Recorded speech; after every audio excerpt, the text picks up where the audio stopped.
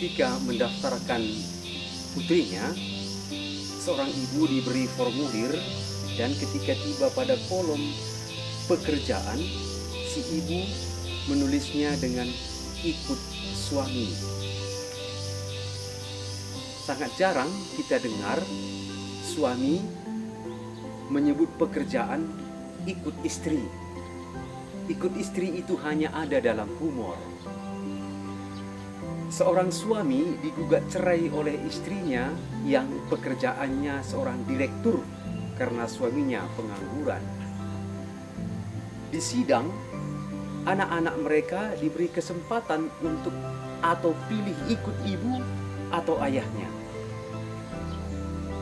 Hakim bilang, apabila akhirnya ayah ibu kalian bercerai, kamu mau ikut dengan siapa, Dek? Anak pertama bilang, tentu saya ikut ibu, Pak Hakim. Bagaimana dengan kamu?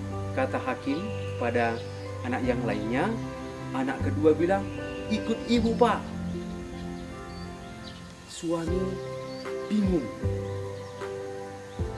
Lalu katanya, loh, kalau kakak dan adik ikut ibu semua, lalu ayah sama siapa?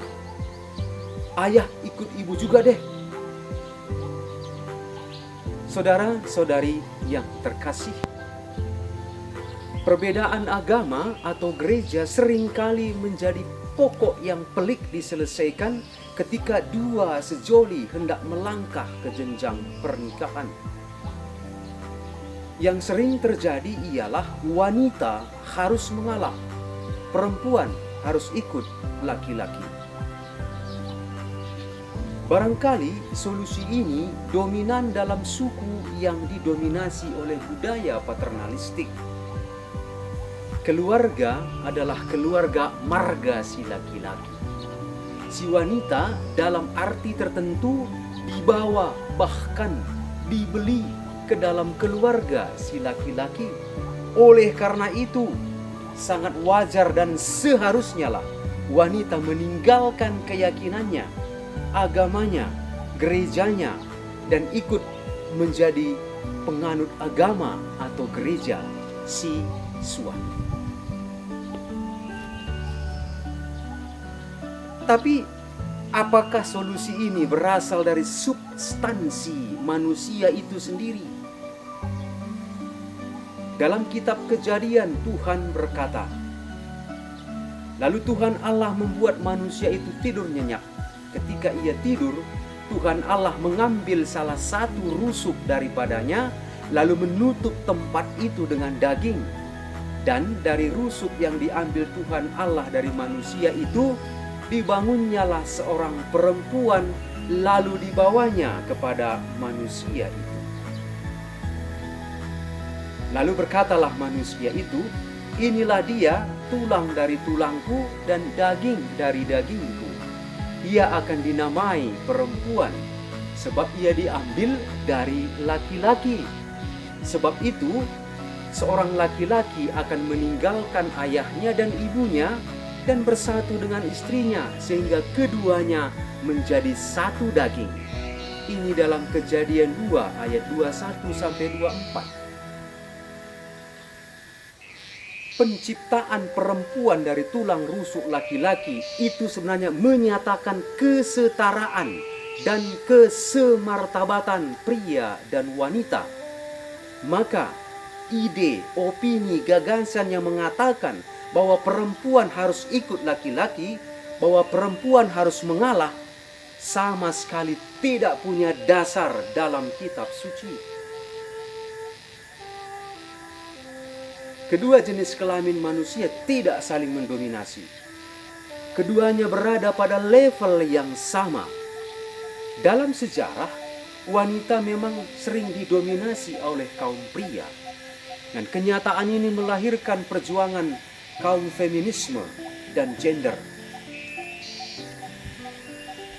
Perjuangan Raden Ajeng Kartini berbuah emansipasi wanita. Wanita setara dengan pria. Bahkan sekarang bisa kita lihat kenyataan bahwa semua yang dipakai pria bisa dipakai oleh perempuan, tapi tidak sebaliknya. Maka berdasarkan kodrat keterciptaan manusia dan emansipasi yang diperjuangkan oleh Kartini, solusi perbedaan agama dan keyakinan, yakni perempuan harus mengalah, sama sekali tak punya dasar. Nilai kaum perempuan yang tinggi kiranya juga ditunjukkan oleh penampakan Yesus yang bangkit pertama sekali kepada wanita, Maria Magdalena, bukan kepada laki-laki. Silsilah dalam Injil Matius juga menyebutkan keikutsertaan banyak kaum wanita. Dan kita tahu dengan jelas, Yesus juga mengikutsertakan kaum wanita dalam pewartaan kerajaan Allah.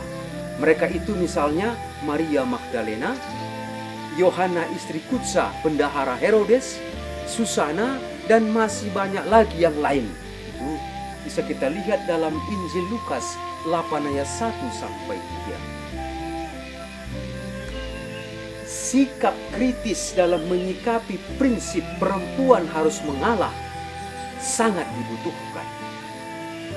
Apabila prinsip ini dipegang sebagai solusi terbaik, maka martabat perempuan itu kembali direndahkan lagi. Pria selalu menang di atas wanita. Ini punya konsekuensi buruk. Kalau ini terjadi, maka anak laki-laki lebih diinginkan daripada anak perempuan. Bisa jadi juga pembinaan iman lebih diarahkan kepada pria daripada perempuan. Kalau toh nanti perempuan pergi juga, ini pasti bukan yang seharusnya. Rasul Paulus berkata kepada umat di Galatia, sekarang iman itu telah datang. Karena itu kita tidak berada lagi di bawah pengawasan penuntun. Sebab kamu semua adalah anak-anak Allah, karunia iman di dalam Yesus Kristus. Karena kamu semua yang dibaptis dalam Kristus telah mengenakan Kristus. Dan katanya, dalam hal ini tidak ada orang Yahudi atau orang Yunani, tidak ada hamba atau orang merdeka, tidak ada laki-laki atau perempuan, karena kamu semua adalah satu di dalam Yesus Kristus. Paulus menekankan kesatuan dan kesemartabatan semua manusia karena Yesus. Maka Bapak, Ibu, Saudara-saudari yang terkasih, mari memasuki substansi kehidupan manusia yang kebetulan lahir sebagai wanita atau laki-laki.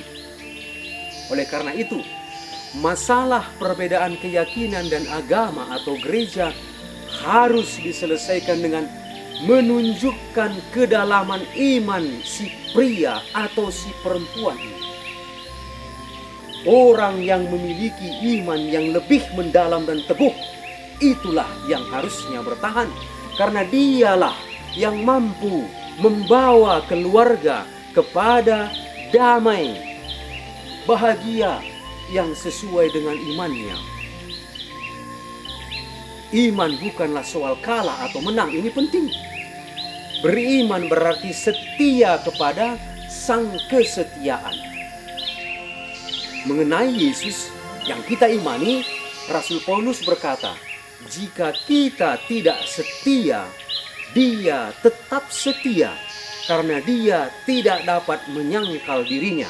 Ini dikatakannya kepada Timotius, bab 2 Timotius 2 ayat 13. Kesetiaan adalah pintu kebahagiaan. Maka masalah siapa, agama siapa, keyakinan siapa yang harus diikutkan ialah orang yang punya kesetiaan yang lebih teguh dan mendalam. Bersukacitalah selalu.